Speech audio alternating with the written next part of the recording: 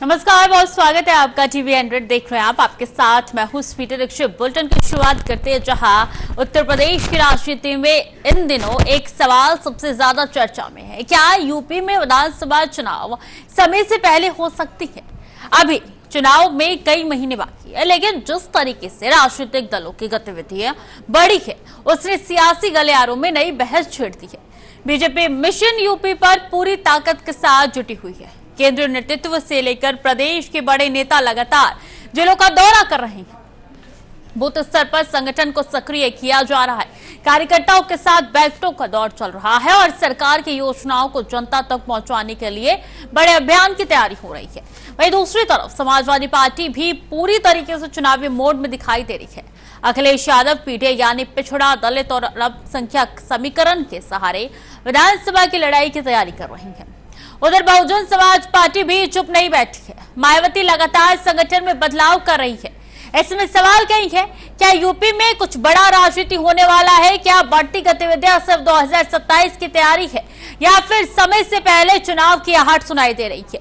क्या लोकसभा 2024 में बीजेपी को मिला है झटका, विधानसभा में भी असर दिखाएगा या फिर बीजेपी अपने मजबूत संगठन और सत्ता के दम पर वापसी करेगी? और सबसे अहम, क्या यूपी की जनता एक बार फिर नया राजनीतिक संदेश देने वाली है?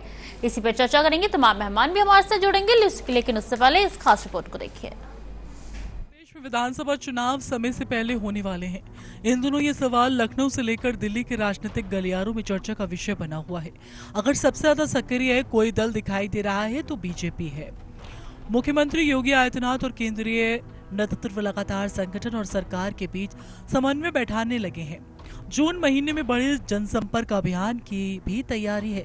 दूसरी तरफ 10 मई 2026 को सीएम योगी आदित्यनाथ ने अपनी कैबिनेट में 6 नए मंत्रियों को शामिल किया और 2 राज्य मंत्रियों को स्वतंत्र प्रभार देकर उनका प्रमोशन किया गया। इसके अलावा राष्ट्रीय स्वयंसेवक संघ के प्रमुख मोहन भागवत 3 बार उत्तर प्रदेश का दौरा कर चुके हैं। उन्होंने आरएसएस के कार्यकर्ताओं के साथ बैठक कर उन्हें जमीन पर उतरने और जाति की जगह धर्म के नैरेटिव को बढ़ाने का संदेश दिया है। बूथ स्तर पर संगठन हुआ सक्रिय, लाखों कार्यकर्ताओं को दी जिम्मेदारी, सरकार की उपलब्धियां घर घर पहुंचेंगी,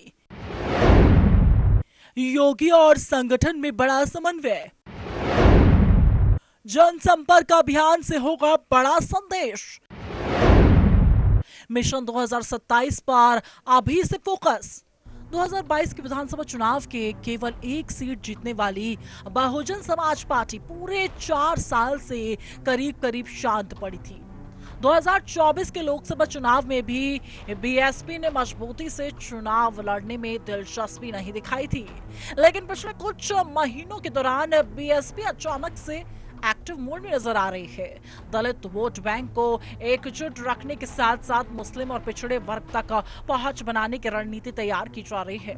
लगातार बैठकों और संगठनात्मक बदलावों के जरिए बीएसपी अपने खोई जमीन वापस पाने की कोशिश कर रही है। यही वजह है कि अचानक बड़ी बीएसपी की सक्रियता भी राजनीतिक गलियारों में नए समीकरणों की चर्चा करा रही है। पारंपरिक वोट बैंक बचाने की कवायद, मुस्लिम समाज को जोड़ने पर जोर, छोटे समुदायों तक बढ़ाया संपर्क, संगठन में लगातार किए बदलाव, दलित राजनीति को फिर धार, खोया जनाधार वापस पाने की कोशिश। समाजवादी पार्टी भी पीछे नहीं है। अखिलेश यादव पीटीए यानी पिछड़ा, दलित, अल्पसंख्यक समीकरण के सहारे बीजेपी को चुनौती देने की तैयारी कर रहे हैं। पार्टी लगातार जनसभाएं, बैठकों और मुद्दों के जरिए सरकार पर हमले तेज कर रही है। बिजली बिल से लेकर बेरोजगारी और महंगाई तक सपा हर मुद्दे को चुनावी हथियार बनाने लगी है। सपा की उम्मीद कि लोकसभा चुनाव के बाद बना माहौल विधानसभा चुनाव में उसके लिए फायदेमंद साबित हो सकता है। पीडीए फॉर्मूले पर पूरा भरोसा, पिछड़ा दलित समीकरण साधने की कोशिश, जनसभाओं से बढ़ाया राजनीतिक दबाव, लोकसभा प्रदर्शन से बढ़ा आत्मविश्वास, अखिलेश ने संगठन को किया सक्रिय। लोकसभा चुनाव 2024 के नतीजों ने यूपी की राजनीति की तस्वीर बदल दी थी। समाजवादी पार्टी ने उत्तर प्रदेश के सबसे ज्यादा 37 सीटें जीतकर बीजेपी को बड़ा झटका दिया था, जबकि बीजेपी 33 सीटों पर सिमट गई थी। यही वजह है कि अब सपा दावा कर रही है कि यूपी में जनता बदलाव का मन बना चुकी है। कहीं ना कहीं ये डर बीजेपी को भी है। तो सवाल बड़ा है कि उत्तर प्रदेश में विधानसभा चुनाव तय समय से पहले हो सकते हैं। अभी तक चुनाव आयोग या सरकार की तरफ से ऐसा कोई आधिकारिक संकेत नहीं है, लेकिन बीजेपी, बीएसपी और सपा जो इस तरह से पूरी ताकत के साथ मैदान में उतर चुकी हैं, उसे साफ है कि सभी दल किसी भी राजनीतिक परिस्थिति के लिए तैयार रहना चाहते हैं। तो सबसे बड़ा सवाल, क्या चुनाव जल्द होने जाएंगे, और अगर होंगे तो कैसे इसकी रूपरेखा होगी, क्या तैयारी होगी, और क्या इसको लेकर विपक्षी दल लगातार सवाल उठाएंगे। कई सवाल अब खड़े होते हुए नजर आ रहे हैं, जिनके जवाब तलाशने की कोशिश करना बेहद महत्वपूर्ण और बेहद जरूरी है। ऐसे में समझिए कि 2027 के चुनाव पर अब सियासत की बिसात बिछनी शुरू हो गई है, जहां एक तरफ बीजेपी कह रही है पूरी तरीके से मोर्चेबंदी उनकी तरफ से हो गई है, तो दूसरी ओर समाजवादी पार्टी भी एक्टिव नजर आ रही है। अब जमीनी स्तर पर उनका भी जायजा लिया जा रहा है और लगातार कई चीजों को लेकर अलर्ट जारी कर दिया गया। वहीं बीएसपी भी लगातार एक्टिव होने जा रही है 2027 के चुनाव से पहले, और बीएसपी के कई ऐसे पुराने खिलाड़ी हैं जो कि अब अपने दल में वापस आते हुए साफ तौर पर नजर आ रही हैं। लेकिन क्या वो लोग जमीनी स्तर पर उतने कार्य करेंगे जिसकी अपेक्षा जाहिर की जा रही है। और दूसरी बड़ी चीज ये हो जाती है कि किस तरीके से 2027 के चुनाव को देखते हुए रणभूमि तैयार होगी। क्या ये चुनाव पहले होने वाले हैं, पहले होने, तो क्या रूपरेखा, क्या तैयारी, और क्या विपक्षी पार्टी इसका पुरजोर विरोध करेगी। कई सवाल अब खड़े होते हुए नजर आ रहे हैं और इन सवालों के जवाब हम तलाशेंगे आज की डिबेट में और जानेंगे कि आखिर यूपी में क्या होने वाला है। यूपी में 2027 के चुनाव को देखते हुए क्या नई रूपरेखा, क्या नई दिशा और क्या नई यहाँ पे हवाएं चलने वाली है। और ये बहुत जरूरी हो जाता है कि यूपी में अब किस दिशा में सब कुछ चलने वाला है। तो यूपी में चुनाव वक्त से पहले होंगे, बड़ा सवाल उठते हुए नजर आ रहा है। पीडीए का फॉर्मूला क्या इस बार 2027 के चुनाव में अपनी रूपरेखा तैयार कर पाएगा।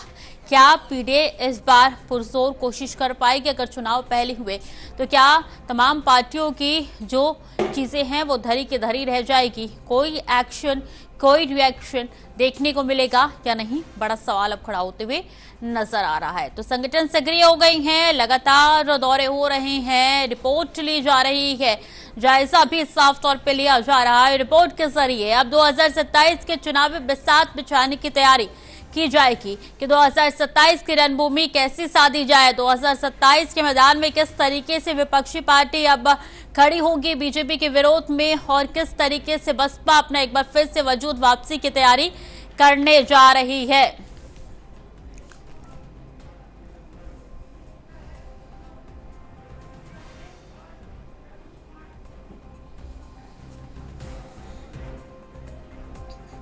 चलिए इसी पर चर्चा करेंगे। तो मेहमान हमारे साथ जुड़ गई है भावेश यादव, सपा नेता, कुछ ही देर में हमारे साथ जुड़ेंगे रवित कुमार, नेता बीएसपी के हमारे साथ जुड़ गए, बहुत स्वागत है सर आपका टीवी 100 पे।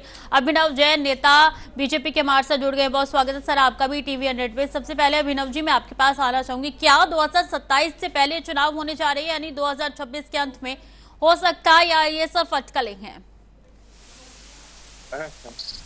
ठीक है, हो गया।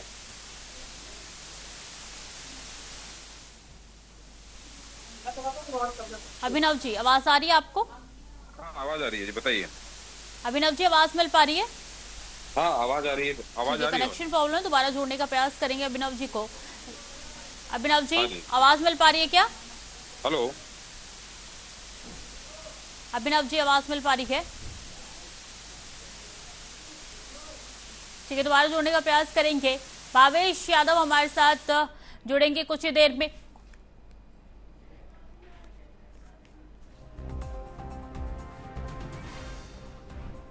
तो भावेश जी, क्या 2027 से पहले चुनाव होने की संभावनाएं जताई जा रही है?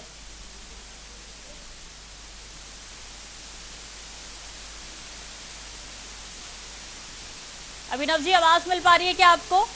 हाँ, आवाज आ रही है। 2027 की जो चुनावी बिसात है वो बिछनी शुरू हो चुकी है क्या? चुनावी बिसात तो मैं आपको बताना चाहूंगा, भारतीय जनता पार्टी पांचों हर साल और 24 घंटे बाय 7, 24/7 जो है जमीन पे उतर के काम करती है। और किसी भी समय वो है चुनाव के लिए हम तैयार रहते हैं, क्योंकि हमें कोई विशेष तैयारी नहीं करनी होती, हमारे को विशेष तैयारी नहीं करनी होती। और हर समय जब हम काम करते हैं देश के लिए और समाज के लिए और लोगों के लिए हम काम करते हैं, तो हमें पूर्ण विश्वास होता है कि हमें जो है उनका आशीर्वाद मिलेगा। क्योंकि कुछ पार्टियां ऐसी हैं कि जब चुनाव आता है वो तभी जागती हैं, और उस समय ही जो है जागने के बाद उनको मेहनत करनी पड़ती है जनता के बीच में जाने के लिए। क्योंकि हम हमेशा सारे साल मेहनत करते हैं, तो हमें जनता के बीच में रहते हैं, तो हम कभी भी जो है कर सकते हैं, कभी भी चुनाव कर सकते हैं, कभी भी हम चुनाव में जाने के लिए तैयार हो सकते हैं। अच्छा, यानी कि पूरी तरीके से आप तैयार हैं। ठीक है, रवित कुमार जी, क्या पहले चुनाव होंगे तो इससे कोई दिक्कत, कोई परेशानी? सबसे पहले तो मैडम हमें ये जानना जरूरी है कि ये आसार आपको कैसे लग रहे हैं कि ये जो भारतीय जनता पार्टी 2027 ये जो चुनाव है 2027 के, ये टाइम से पहले कराने वाली है। ये टाइम से चुनाव, पंचायती चुनाव उत्तर प्रदेश में तो करा नहीं पाए, तो आपको ये आपको कहाँ से ये आसार मिले हैं कि 2027 से पहले जो है भारतीय जनता पार्टी चुनाव कराने वाली? ये आपके भारतीय जनता पार्टी कौन होती है चुनाव कराने वाली? चुनाव आयोग चुनाव कराता है सर। चुनाव आयोग आजकल अपनी जो चला कर रहा है चुनाव आयोग, आप देख रहे हो चुनाव आयोग तो बीजेपी वाले जैसे करते हैं, इस तरीके से जो चुनाव आयोग अपनी मनमानी करता है। और चुनाव आयोग ही क्यों 5 साल पहले चुनाव कराएगा? इलेक्शन जो होंगे वो 5 साल पहले क्यों होंगे सर? सूत्र नाम की चीज होती है, फरवरी में 5 साल होंगे इलेक्शन को, तो 2022 फरवरी से मार्च तक चुनाव हुए थे। तो आप बताइए कि तैयार है कि नहीं है? नहीं, अगर इलेक्शन होते तो हमें क्या दिक्कत है? इलेक्शन आज करा दे चुनाव आयोग। पहले तो सबसे पहले पंचायत चुनाव कराने चाहिए इनको। पंचायत चुनाव इन्होंने फेल कर दिए। चुनाव आयोग जब कहाँ सोया हुआ था जब पंचायत चुनाव जिस तरीके से पंचायत चुनाव का पहले कार्यकाल खत्म हुआ है वही कराना चाहिए। लेकिन क्या स्थिति ये है कि बीएसपी अब पूरी तरीके से गठजोड़ के साथ चुनावी मैदान में उतरे? क्या तैयारी है सर? बीएसपी तो अपनी सारी सीटों पे आपने देखा होगा, सबसे पहले बहन जी ने कम से कम 10 कैंडिडेट तो डिक्लेयर भी कर दिए हैं। अभी तो किसी और पार्टी ने अपने कोई कैंडिडेट डिक्लेयर किए नहीं, लेकिन बहन जी ने तो 10 प्रत्याशी डिक्लेयर कर दिए हैं। तो बहन जी तो मैदान में है ऑलरेडी। बिल्कुल, जो मैदान में होता है उसको डर किसी बात का नहीं होता है। ठीक है, अभिनव जी, हाँ बात रखिए सर अपनी। लेकिन मेरा कहने का मतलब ये है कि तो ये तो उत्तर प्रदेश में पंचायती चुनाव होने थे, पंचायती चुनाव के लिए जो है ये लोग तैयार नहीं है कि पंचायती चुनाव हो। 5 साल बीत जाने के बाद भी अभी आपने कहा है कि इलेक्शन कमीशन जो वो तैयार है चुनाव कराने के लिए, तो फिर कहाँ दिक्कत आ रही थी पंचायत चुनाव कराने में? इलेक्शन कमीशन के अगर यहाँ पे हमारे साथ कोई अधिकारी होते जरूर हम उनसे वो सवाल पूछते, लेकिन फिलहाल के लिए तो हमारे साथ अभिनव जी है। अभिनव जी, कहा यह जा रहा है कि चुनावी मोड एकदम से बीजेपी ने अपने हाथ में ले लिया है। चुनाव आयोग को बीजेपी कमांड देती है, चुनाव आयोग बीजेपी कमांड नहीं देता है। रवित जी का ये बयान है। देखिए, ये इनकी मानसिकता है। यहाँ जो है पूर्ण डेमोक्रेसी है, लोकतंत्र है, और जिसका जो चुनाव कराने का काम है वो चुनाव आयोग का है। आपने बिल्कुल सही कहा। और चुनाव आयोग जो है बहुत मजबूत है, अपनी जिम्मेदारी बखूबी समझता है। हम एक पॉलिटिकल पार्टी है और हम जनता के लिए पॉलिटिकल पार्टी, पॉलिटिकल वर्क भी हम एक समाज सेवा की तरह से करते हैं। और हर टाइम जो समाज सेवा करता है, जो पब्लिक के बीच में रहता है, और जो भारतीय जनता पार्टी योगी और मोदी जी के नेतृत्व के अंदर चलने वाली पार्टी है, वो पार्टी जो है वो देश के हित में काम कर रही है और हर वर्ग के लिए काम कर रही है, हर क्षेत्र में काम कर रही है। चाहे वो स्वास्थ्य का क्षेत्र हो, चाहे वो शिक्षा का क्षेत्र हो, चाहे वो डिफेंस का क्षेत्र हो, चाहे वो इकोनॉमी बढ़ाने का क्षेत्र हो, चाहे वो इंफ्रास्ट्रक्चर स्ट्रॉन्ग करने का क्षेत्र हो, चाहे वो जो है अंतर्राष्ट्रीय रिश्तों को मजबूत करने का क्षेत्र हो, तो ये सारे क्षेत्रों के अंदर हर वर्ग के लिए, स्त्री के लिए, पुरुष के लिए, बच्चों के लिए, हर वर्ग के लिए, सीनियर सिटीजन्स के लिए काम कर रही है। और कार्यकर्ता जमीन पे उतर के काम करता है। भारतीय जनता पार्टी जमीन पे उतर के काम करती है। लेकिन बीएसपी एक्टिव होती हुई नजर आ रही है सर, इसलिए चुनाव पहले होंगे कहा ये जा रहा है, कहीं ना कहीं अंदर डर है, क्या सच्चाई है क्या इसमें? देखिए, चुनाव, मैंने जैसे कहा कि हम लोग इस बात को नहीं सोचते हैं कि चुनाव कब होंगे, चुनाव अपने समय पे होंगे। चुनाव आयोग को जब ठीक लगेगा तो वो चुनाव कराएगी। चुनाव आयोग जो है वो अपने एरिया के अंदर परफेक्ट है, अच्छे से उनको पता है पूरे देश में चुनाव कराया गया है। बहुत सारे स्टेट्स में आपको पता है चुनाव होते रहते हैं। असम में चुनाव हुआ, तो चुनाव जो है अपने समय पर, निर्धारित समय पर, सही समय पर चुनाव आयोग कराएगा। और हमें सिर्फ इतना नहीं सोचना होता चुनाव आयोग कब कराएगा। हमारा सोचने का क्षेत्र है काम, कार्य क्षेत्र। हम अपने कार्य क्षेत्र के अंदर काम कर रहे हैं, जनता के लिए काम कर रहे हैं और देश के विकास के लिए काम कर रहे हैं। चुनाव, जब भी चुनाव आयोग चुनाव को डिक्लेयर करेगा, हम लोग चुनाव में जाएंगे, जनता के सामने जाएंगे, अपने किए हुए काम को रखेंगे। जनता जनार्दन जो है उसमें अपना मत देगी और जिसको मत मिलेगा वो अपने सरकार बनाएगा और भारतीय जनता पार्टी सरकार बनाएगी, इसका हमें पूर्ण विश्वास है। अच्छा, अभी से विश्वास है रविंद्र जी, विश्वास इनका है, क्या कायम होगा या काया पलट? हमें एक बात बताओ, हम तो अभिनव जी से ये पूछना चाह रहे हैं कि भारतीय जनता पार्टी सरकार बनाएगी, इतने कॉन्फिडेंस के साथ एक तो आप क्यों कह रहे हो? दूसरा आप ये बताओ कि आपने महंगाई के लिए, आपकी सरकार ने महंगाई के लिए, आपकी सरकार ने बेरोजगारी के लिए, आपकी सरकार ने युवाओं के लिए, मतलब कौन से ऐसे कदम उठाए हैं जिनसे प्रदेश मजबूत हुआ है? बिल्कुल सही। मैं, अगर आप मुझे अलाउ करें तो मैं कुछ उपलब्धियां जो है भाजपा सरकार की आपके चैनल के माध्यम से रखना चाहता हूं कि ये बहुत सारी चीजें हमारे को कहने के लिए, हम अन्य पार्टियों के लिए तरह से नहीं है कि जिन्होंने भ्रष्टाचार में लिप्त रहे हैं। मैं आपको बताना चाहूंगा कि जो उत्तर प्रदेश की जीडीपी है उसकी ग्रोथ 8.99 8.99% की दर से जो है वहां पे जीडीपी की ग्रोथ हुई है। और ये जो ग्रोथ है ये एनुअल ग्रोथ रेट है जो CAGR वो 10.8% अभिनव जी डेटा निकाल के बैठे हुए रविंद्र जी, काफी साल से। इंफ्रास्ट्रक्चर की जहां तक बात करेंगे आप, इंफ्रास्ट्रक्चर आप देखेंगे कि यूपी के अंदर चारों तरफ सड़कों का और हाईवे का जाल बस गया है। आप शहर से लेके गांव तक देखेंगे तो वहां पे रोड बन चुकी है। और 22 एक्सप्रेसवे जो है वो योगी मोदी सरकार के नेतृत्व के अंदर उनकी सरकार द्वारा बनाए इतना तो काफी होगा रविंद्र जी, या और आपको जानना है कि कितना विकास हुआ है, क्या सफलता हासिल की है? मैं बताना चाहूंगा बुंदेलखंड डिफेंस इंडस्ट्रियल कॉरिडोर, जेवर एयरपोर्ट, विश्व में इंडिया में सबसे नंबर 1 एयरपोर्ट जो है उत्तर प्रदेश को मिला है। एग्रीकल्चर के अंदर जो अपना उत्तर प्रदेश है वो टॉप कंट्रीब्यूटर है।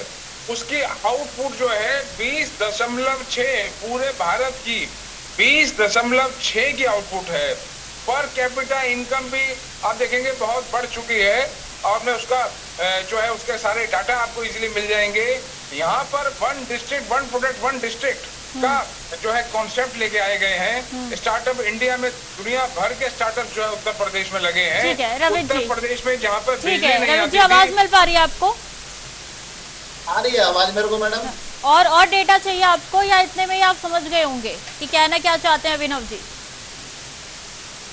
नहीं, अभिनव जी ने मेरी बात का तो जवाब नहीं दिया ना। मेरा कहने का मतलब ये है कि उत्तर प्रदेश सरकार, महंगाई में उत्तर प्रदेश सरकार ने क्या लगाम लगाई, रोजगार, बेरोजगारों को कितने रोजगार उत्तर प्रदेश सरकार ने दिए। तो मेरा तो टॉपिक ये था, मेरा जीडीपी से कोई मतलब नहीं था, मेरा जो है ये इंफ्रास्ट्रक्चर बता रहे हैं उससे मतलब नहीं था। मुझे ये बताओ कि गरीबों के लिए या जनमानस, आम जनमानस के लिए सरकार के पास क्या सॉल्यूशन था या क्या सॉल्यूशन है, क्या इन्होंने आम लोगों के लिए, आम जन के लिए क्या किया है? क्योंकि एक आम आदमी को, एक आम वोटर को इन चीजों से मतलब नहीं होता कि जीडीपी कहाँ जा रही है, इंफ्रास्ट्रक्चर क्या होता है, लोगों को ये भी नहीं पता होता, गरीब लोगों को। तो इनके लिए क्या किया है हमें तो ये जानना है। आप देख रहे हो उत्तर प्रदेश की हिस्ट्री उठा के देख लो, अभी आप एक हफ्ते का डेटा उठा के देख लो, कितना क्राइम हुआ है, कितने मर्डर हुए हैं, कितने ऐसे क्राइम चल रहे हैं उत्तर प्रदेश में, उसको क्राइम फ्री उत्तर प्रदेश कहा जाता है। तो इन चीजों पे कब लगाम लगेगी, जिससे आम जनमानस दुखी है। इंफ्रास्ट्रक्चर की बात हो गई, आपने उद्योगों की बात कर दी, आपने बड़े बड़े लोगों के लिए बोल दिया सारा, लेकिन गरीब स्तर का जो व्यक्ति है उसके लिए सरकार में क्या सॉल्यूशन हुए हैं? ठीक है, रोजगारी नहीं है अभिनव जी, और भी कई समस्या उत्पन्न हो रही है उत्तर प्रदेश में, आरोप लग रहे हैं। देखिए, मेरे आपने जिनको बुलाया है उनको मुझे लगता है ठीक से नॉलेज नहीं है। जब जीडीपी बढ़ती है, कैसे ग्रोथ और एम्प्लॉयमेंट कैसे बढ़ता है? ग्रोथ एम्प्लॉयमेंट तब बढ़ता है जब इंडस्ट्री बढ़ती है, इकोनॉमी बढ़ती है। अगर इकोनॉमी बढ़ेगी, यहाँ पे नई नई इंडस्ट्री सेटअप होंगे, स्टार्टअप बढ़ेंगे, रोजगार बढ़ेगा तो एम्प्लॉयमेंट भी बढ़ेगा। मैं इनको बताना चाहूंगा, प्रधानमंत्री आवास योजना, इन्होंने कहा गरीबों के लिए क्या किया है, तो प्रधानमंत्री आवास योजना के तहत गरीब लोगों को मकान दिए गए हैं और हर आदमी को यहाँ पे जिसके पास अपना प्लॉट है उसको बनाने के लिए 2.5 लाख रुपए दिए जाते हैं। कौन से वो आदमी है सर जिनको 2.5 लाख रुपए दिए जाते हैं? जी, कौन से वो लोग हैं जिनको 2.5 लाख रुपए दिए जाते हैं? जिनके पास मकान नहीं है और जिनका 100 गज का प्लॉट है, जो जिनको कह सकते हैं कि अभी बिलो पॉवर्टी लाइन है, जो उन लोगों को या जिनके पास रोजगार नहीं है, जिनके अपने मकान नहीं है, उनको मकान देने का कार्य प्रधानमंत्री आवास योजना के तहत दिया गया है। यानी कि आप कह रहे हैं जिस तरीके से काम किया उसी के दम पर इस बार 2027 में झंडा फहराएंगे? देखिए, काम मैंने आपको कहा बहुत सारे काम हुए हैं। सोशल सिक्योरिटी पेंशन हुआ है, वुमेन एंड चाइल्ड वेलफेयर हुआ है, 15,000 रुपए फेज वाइज जो है सब गर्ल चाइल्ड को हेल्थ और एजुकेशन के लिए दिया जा रहा है। किसानों को जो है आप देखेंगे कि इंश्योरेंस दिया गया है। कभी उनकी फसल में जब दिक्कत आती थी तो पूरी फसल खत्म हो जाती थी, उसके लिए दिया गया है। ठीक है रविश जी, आप समझ गए होंगे आप के लिए और खेती करने के लिए क्या इसी तरीके से। ठीक है, देखिए ठीक है, किस तरीके से काम करेगी बीएसपी इस बार चुनाव में? अगर मैं बताना शुरू करूंगा तो शायद पूरा दिन निकल जाए और इतना काम नहीं, इतना वक्त भी हमारे पास नहीं है कि आप पूरा बताएं। रविश जी, तो अभी भी सर ने टॉपिक चेंज कर दिया। हमने तो सिर्फ बेरोजगारी और महंगाई की बात की है, ये 10 साल में तो कर नहीं पाए। इन्होंने जीडीपी की बात करी है, जीडीपी कब लागू होगी, कब लोगों को रोजगार मिलेंगे, कब लोग महंगाई से निजात पाएंगे, उस पर बात उस पर करनी है ना। 2027 में तो चुनाव आने वाले हैं, बीजेपी को सत्ता से बाहर निकालने वाली है जनता। क्योंकि कुछ बता रहे थे कि जो है लोगों के लिए, युवाओं के लिए, महिलाओं के लिए बहुत सारे जो है रास्ते दरवाजे खुलेंगे, लेकिन यहाँ तो सिर्फ हिंदू और मुस्लिम के अलावा और भारत पाकिस्तान के अलावा कुछ दिखाई नहीं देता है। अगर दिखाई देता हो तो बता दो। पिछले एक हफ्ते की मैं आपको घटना बता रहा हूँ, हर जगह हिंदू मुस्लिम, हिंदू मुस्लिम, हिंदू मुस्लिम, हिंदू मुस्लिम, ये सब क्या चल रहा है देश प्रदेश में? इससे क्या देश या प्रदेश में तरक्की हो सकती है? जब तक सबको संभाल लेके नहीं चला जाएगा क्या तरक्की हो सकती है? क्या किसी भी व्यक्ति को, किसी भी धर्म को टारगेट करना, क्या उससे जो है, यानी कि असल मुद्दे से ध्यान भटकाने की कोशिश क्यों अभिनव जी? देखिए, ऐसा है, मेरे को लगता है कि ये जो मेरे साथी हैं बिना किसी तैयारी के और मजाक करने के लिए ये आपके चैनल पे आ गए हैं। इन्हें अपना होमवर्क पूरा करना चाहिए। ये योगी सरकार, मोदी सरकार का परिश्रम है, उनकी सोच है कि जो ऊर्जा के स्रोत हैं, चाहे वो बनारस हो, चाहे वो अयोध्या हो, चाहे वो और भी काशी हो, मथुरा हो, ये जो है ये सारे ऊर्जा के स्रोत हैं जिनको जो है वर्ल्ड के अंदर एक बहुत ही फेमस और एक जो है पूजनीय स्थल बना दिया गया है। आपने देखा होगा गंगा स्नान करने और कहां से पूरे विश्व से यहाँ पर लोग आ रहे हैं। टूरिज्म कितना बढ़ चुका है, जिसको ये कह रहे हैं धर्म से जोड़कर देख रहे हैं। उन धार्मिक स्थानों की उन्नति करना, वहाँ पे लोग कितने खुश हैं, वहाँ पे जमीनों के क्या रेट हो चुके हैं, वहाँ पे रोजगार कितना बढ़ चुका है और सारे वर्ल्ड से वहाँ पर पैसा आ रहा है, सारे वर्ल्ड से वहाँ पर जो है पैसा आ रहा है। और ये जो बात कर रहे हैं ऐसा लग रहा है जैसे मजाक कर रहे हैं। रूढ़िवादी किस युग के ये लोग बात कर रहे हैं? मैं आपको बताना चाहूंगा, जो यूपी में एम्प्लॉयमेंट रेट है, यूपी में एम्प्लॉयमेंट रेट है वो 2.24% है, और जो कि नेशनल अनएम्प्लॉयमेंट रेट है, नेशनल अनएम्प्लॉयमेंट रेट की बात कर रहा हूँ, और जो नेशनल अनएम्प्लॉयमेंट रेट है बल्कि वो 5.2% है। उत्तर प्रदेश के अंदर सबसे नीचे स्तर पर जो है अनएम्प्लॉयमेंट रेट है। मैं बताना चाहूंगा कि गवर्नमेंट ने ठीक है अनुभव जी, ठीक है अभिनव जी, मान लिया बहुत काम किया है। रविश जी, मैंने फिर कहा मैडम जो मुद्दे थे वो विकास के थे, जो मुद्दे थे वो महंगाई के थे और वही होने चाहिए। और जो आज का टॉपिक है वो ये है कि 2027 से पहले क्या यूपी में इलेक्शन होने वाले हैं, तो ये चुनाव आयोग डिसाइड करेगा कि इलेक्शन कमीशन डिसाइड करेगा कि चुनाव। लेकिन तैयारी कितनी है सर, तैयारी कितनी है बीएसपी से जाने की, बीजेपी से जाने की, समाजवादी पार्टी से जाने की, कि यूपी में कहाँ स्टैंड करती है? आपको खुद पता होता है कि आप किस जगह खड़ेंगे। बीएसपी की तैयारी कितनी है, और तैयारी नहीं है तो किस तरीके से उस तैयारी को चरम पे लाया जाएगा? क्या कुछ तैयारी? बीएसपी का अपना कैडर वोट बैंक है और बीएसपी के पास अपना कैडर है। बीएसपी को अगर एक महीना भी मिलेगा इलेक्शन की तैयारी करने के लिए तो उसके पास इतना बड़ा कैडर है कि वो अपनी तैयारी आराम से कर लेगी। बीएसपी पर कोई फर्क पड़ने वाला नहीं है। इलेक्शन कभी भी करा दे, चुनाव कभी भी, जब इलेक्शन कमीशन का मन हो जब चुनाव करा सकते हैं। तो इससे पहले क्यों नहीं बीएसपी ने फिर जीत हासिल की जब पूरी तरीके से तैयार है? तो जीत हासिल करना इतना अलग बात है। जीतना अलग बात है। जनता ने नकार दिया, जनता ने उनको नकार दिया, जनता ने समय बीजेपी को मौका दिया, लेकिन जनता का अपना मन होता है। जनता ने बसपा को 2017 बाद समाजवादी पार्टी को चुना, उसके बाद बीजेपी को 2 बार चुन लिया, तो जनता का अपना मन होता है। तो जिताना, किसको जिताना है, किसको हराना है, तो जनता के हाथ में होता है। हाँ, तो आप कह रहे हैं कि पूरे मजबूत है कैडर, कमियां लोगों को लगी हों। हाँ, ठीक है अभिनव जी, बीएसपी का अपना कैडर ही तो मजबूत है। हाँ, बीएसपी का अपना कैडर मजबूत है, ना कि बीएसपी जो है पूरे प्रदेश में बीएसपी का वोटर है। पूरे प्रदेश में बीएसपी का वोटर नहीं है, बीएसपी का अपना कैडर है। हाँ। जो कि बहुत मजबूत है और मजबूती से काम करता है।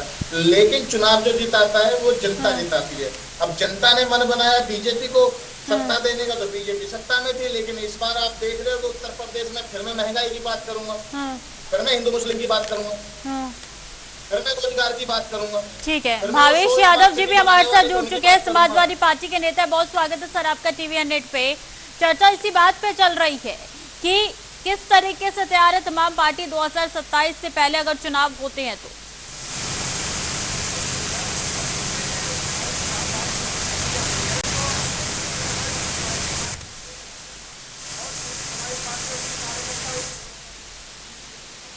देश का बेसुल्य जनमानस तैयार है भारतीय जनता पार्टी को जवाब देने के लिए, क्योंकि जिस तरीके से आपको पता है उत्तर प्रदेश के अंदर अभी पूरे देश भर में जिस तरीके से छात्रों के पेपर की जो है लीक हो रहे हैं, जो पूरे प्रदेश और देश के अंदर जो छात्र युवा अपने सपने लेकर के, अपने भविष्य के सपने लेकर के तैयारी करता है, उसके बाद परीक्षाएं लीक हो रही है, तो वो छात्र भी तैयार बैठे हुए हैं। यही नहीं, किसान जो लगातार बिजली जो गाँव में आ नहीं रही है और बिजली के न आने से उनकी फसलें बर्बाद हो रही हैं। और मैं कहना चाहता हूँ फसलें बर्बाद होने के साथ साथ जो बिजली जो महंगी की जा रही है, पूरे प्रदेश की आम जनता और आम जनमानस इंतजार कर रहा है कि कब 27 में हमें वोट डालने का मौका मिले और उत्तर प्रदेश की जनता को, यानी कि इस बार बीजेपी का सुपड़ा साहब। यही नहीं, गरीब किसान, युवा, बेरोजगार और जो पेट्रोल डीजल की जो महंगाई जो चल रही है, जो देश के अंदर प्रदेश के अंदर जो आम जनता पे जो बोझ पड़ा हुआ है, पूरी जनता और देश देख रहा है। और जब इस बार वोट डालने का मौका मिलेगा, जिस तरीके से 2024 में उत्तर प्रदेश की जनता ने केंद्र में नरेंद्र मोदी जी की सरकार को बैसाखी पे लाने का काम किया था, उसी तरीके से उत्तर प्रदेश से खदेड़ करके बाहर फेंकने का काम करेगा। क्योंकि उत्तर प्रदेश के अंदर जिस तरीके से यहाँ एक जाति और एक धर्म को लेकर के जिस तरीके की सरकार, बदकिस्मतियों की सरकार पीड़ित समाज, दलितों पर, पिछड़ों पर, अल्पसंख्यकों पर जिस तरह जुल्म कर रही है, थानों और तहसीलों में लूट के अड्डे बने हुए हैं। आज अगर कोई गरीब, अगर कोई दलित पिछड़े समाज का व्यक्ति थाने में जाता है तो उसको दलाली ली जाती है, 20-20 हजार की घूसखोरी ली जाती है, लेकिन न्याय नहीं मिल पाता। न्याय चुनिंदा जाति दे करके दिया जाता है। इस उत्तर प्रदेश के अंदर आज गरीब हो, किसान हो, चाहे छात्र हो, बेरोजगार, सभी लोग यहाँ परेशान हैं और इंतजार कर रहे हैं कब मौका मिले और इस सरकार को बेदखल करने का मौका सरकार के इंतजार कर रहे हैं लोग। और देखना जब 27 में जनता को वोट डालने का मौका मिलेगा तो भारतीय जनता पार्टी को पिछली बार 14 साल का बर्बाद किया था, अब के 24 साल के लिए उत्तर प्रदेश से बाहर भेज देना हम जनता करेगी। ठीक है अभिनव जी, आप तो वाहवाही कर रहे थे कि ये काम किया, पूरा लेखा जोखा लेके बैठे हैं, लेकिन यहाँ तो भावेश जी ने कुछ और नया चैप्टर खोल के रख दिया है।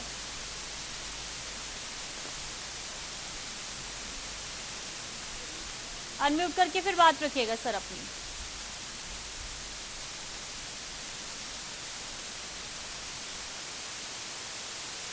इनकी आवाज सुनाई नहीं दे रही थी, तो सवाल क्या है? इन्होंने तो पूरा लेखा जोखा रख दिया, ये काम नहीं किया, यहाँ धोखाधड़ी हुई है, आप दलितों के साथ अत्याचार कर रहे हैं, बेरोजगारी अपने चरम पर, और आप तो अपनी वाहवाही कर रहे थे सर। भावेश जी की आवाज दीजिए। ऐसा है, समाजवादी पार्टी के वो लोग हैं जिनकी सरकार में गुंडे अतीक अहमद जैसे गुंडे जिन्होंने गुंडागर्दी करने में कोई भी कसर नहीं छोड़ी, वो जिनके सुप्रीमो मुलायम सिंह यादव अतीक अहमद जैसे गुंडे के कुत्तों से हाथ मिलाते रहे हैं, वो हमें बताएंगे हमें उत्तर प्रदेश का किसान जिनके राज के अंदर कोई गुंडागर्दी पूरी तरह से गुंडागर्दी जिनके राज में फैली हुई थी, वो हमको बताएंगे। किस स्तर पर हो रही है वो बताएंगे हमको। थानों में, तहसीलों ये में वो लोग जिनके सुप्रीमो ये कहते हैं कि रेप होने की स्थिति में कि लड़कों से गलती हो जाती है, वह बताएंगे। जिनके राज में थाने बिके हुए थे, रैंसम, ब्लैकमेलिंग और कहीं ना कहीं हर तरह के किडनैपिंग, हर तरह के जुर्म जो जिनके राज में घटते रहे हैं, जिन्होंने उत्तर प्रदेश को एक तरह से बदनामी दिलाने का काम किया, और भाजपा सरकार ने उत्तर प्रदेश को 24 के अंदर उत्तर प्रदेश बनाने का काम किया। इनका कोई मुकाबला नहीं है। ये हमें क्या बताएंगे?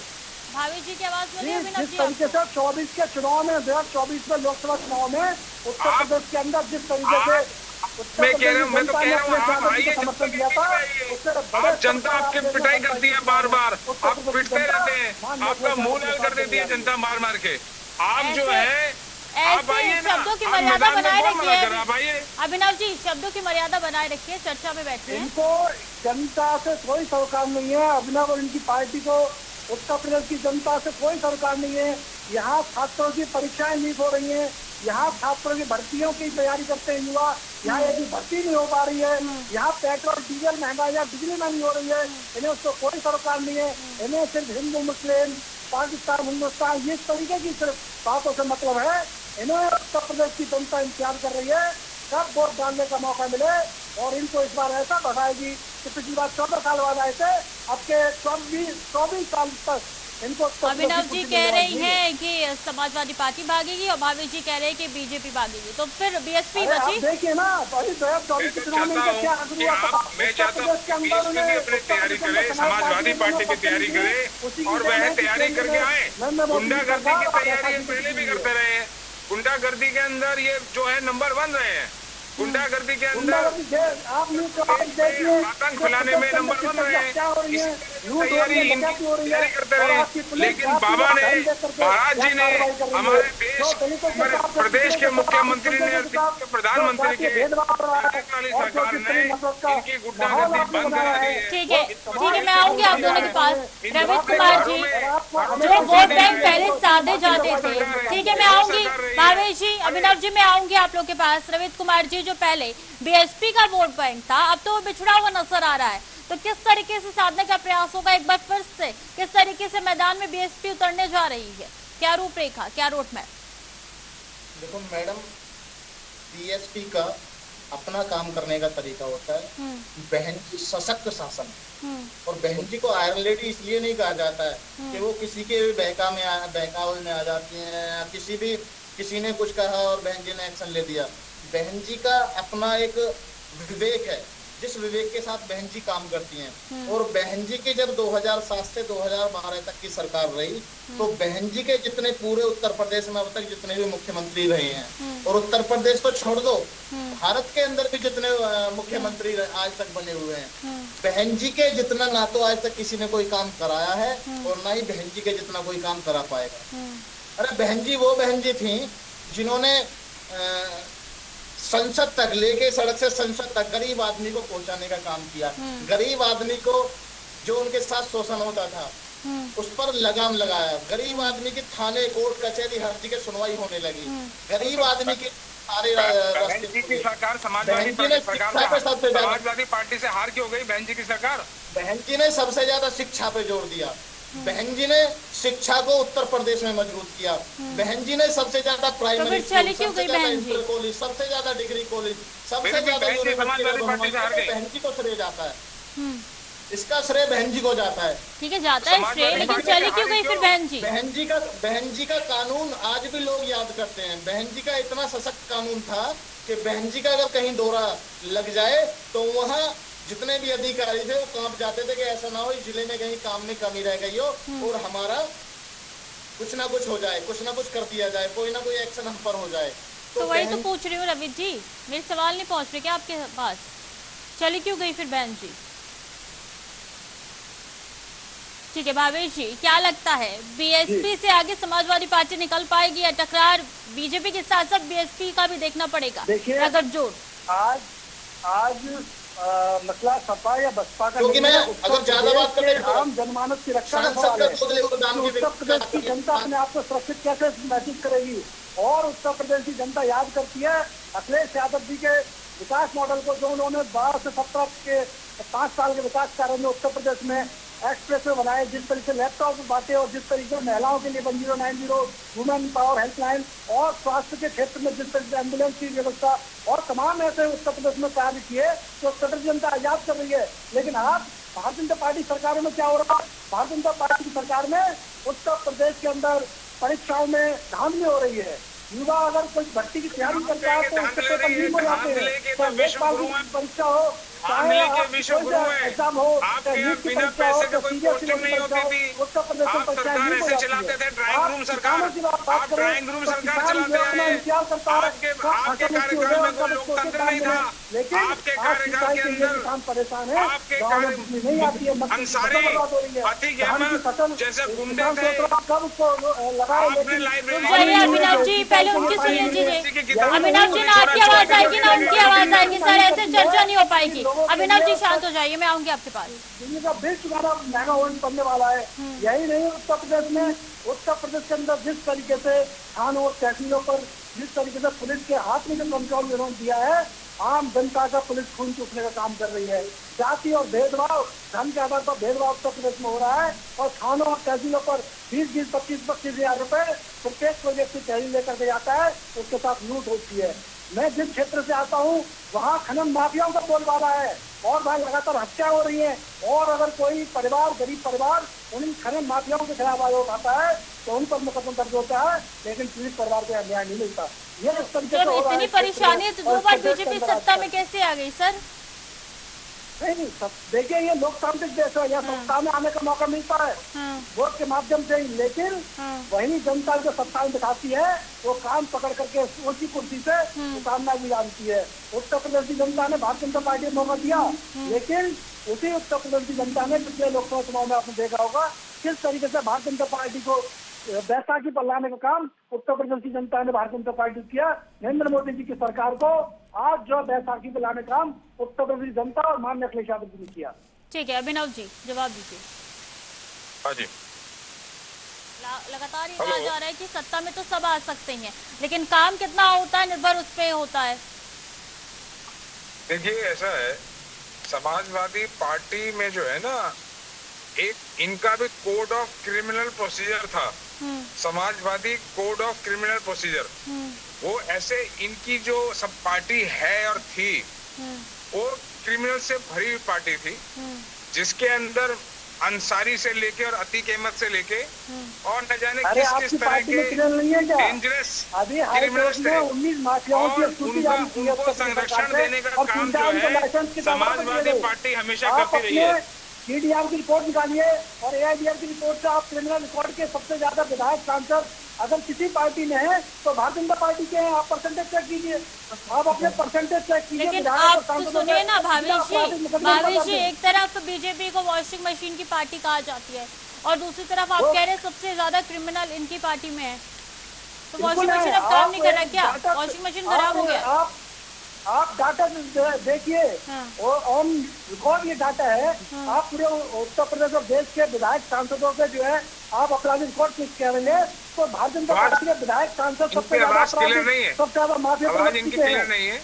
लेकिन मैं ये कहना चाहूंगा कि इनके समाजवादी पार्टी के कार्यकाल में जिस तरह से कानून व्यवस्था भंग कर दी गई थी, किडनैपिंग, रैंसम और हर तरह के मर्डर से और घोटालों से जो है हम लोग रोज देखते रहते थे। सुन लीजिए, बात सुन लीजिए, आप घबरा रहे हैं।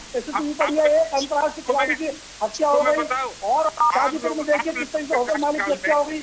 इनके कार्यकाल में ना लाइट थी, ना बिजली थी, ना घर में जलाने के लिए घर में ईंधन था, ना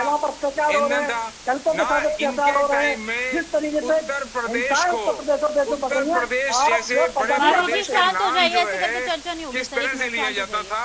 और आज योगी बाबा का और योगी के उत्तर प्रदेश का जो नाम है वो सिर्फ उत्तर प्रदेश में नहीं, पूरे देश भर में है। पूरे देश भर के अंदर मुख्यमंत्री का अनुसरण करते हैं। पूरे देश के अंदर उत्तर प्रदेश का एग्जाम्पल दिया जाता है। अगर ये सब संभव हो सका तो ये भाजपा सरकार के कड़ी मेहनत और उनकी नीतियों के कारण ही हो सका। आज समाजवादी पार्टी ने जिस गड्ढे में प्रदेश को घेर दिया था उस गड्ढे में से निकालने का कार्य अगर कोई कर रहा है तो भाजपा सरकार कर रही है। ये खाली मैं नहीं कह रहा हूँ, ये उत्तर प्रदेश का बच्चा कहता है, यहाँ के बिजनेसमैन कहते हैं। मैं कहना चाहूंगा कि यहाँ पर किस तरह से बाकी प्रदेशों से निकल कर उत्तर प्रदेश के अंदर इंडस्ट्री बढ़ रही है, यहाँ पे व्यापारी आ रहा है, यहाँ पर इकोनॉमी की ग्रोथ हो रही है, यहाँ पे रोजगार का सृजन हो रहा है। अगर ये सब काम हो पा रहा है तो ये सारा काम जो है, ये सारा का सारा काम उत्तर प्रदेश में भाजपा सरकार की कड़ी मेहनत के कारण, योगी सरकार की कड़ी मेहनत के कारण, उनकी नीतियों के कारण ये हो पा रहा है। चाहे वो शिक्षा का क्षेत्र हो। मैं आऊंगी आपके पास। भाभी जी, कहा जा रहा है 2027 से पहले चुनाव हो सकता है। अरे हम तो कहते हैं चाहे चुनाव आज करा लीजिए, चाहे आप 26 के लास्ट में करा लीजिए या 27 में करा लीजिए, पूरी समाजवादी पार्टी और उत्तर प्रदेश की जनता इंतजार कर रही है कि कब भारतीय जनता पार्टी को यहाँ से खदेड़ करके भाग किया जाए। क्योंकि यहाँ का गरीब, यहाँ का नौजवान, यहाँ का छात्र, यहाँ के किसान, यहाँ का दलित, यहाँ का पिछड़ा, यहाँ का अल्पसंख्यक जिस तरीके से आज मार झेल रहा है, सरकार की नीतियों की जिस तरीके से मार पड़ रही है, प्रत्येक व्यक्ति इंतजार कर रहा है कि कब मौका मिले। जिस तरीके 2024 के चुनाव में उत्तर प्रदेश में समाज पार्टी, उत्तर प्रदेश जनता ने जिस भारतीय जनता पार्टी को बाहर का रास्ता दिखाया, उसी तरीके से आप देखना 27 के चुनाव में भारतीय जनता पार्टी को बुरी तरीके से क्या बीएसपी का दलित वोट बैंक पीडीए को टक्कर दे सकता है? ठीक है रवित कुमार जी, क्या बीएसपी का दलित वोट बैंक पीडीए को टक्कर देगा?